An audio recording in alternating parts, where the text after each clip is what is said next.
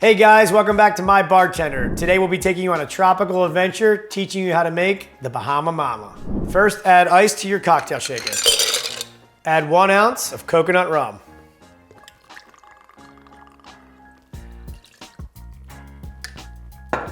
Add 1 ounce of dark rum or dark overproof rum. Add a 1/2 ounce of coffee liqueur.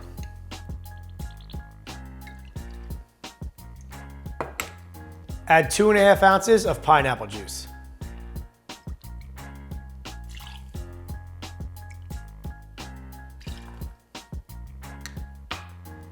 Add 3/4 of an ounce of lime juice.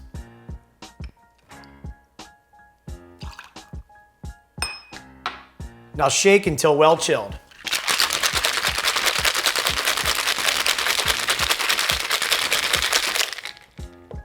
Fill a hurricane glass with ice and pour.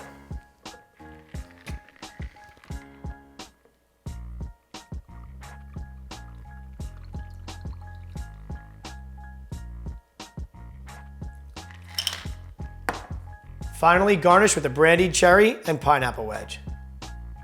And that's how you make the classic fruity tropical drink, the Bahama Mama.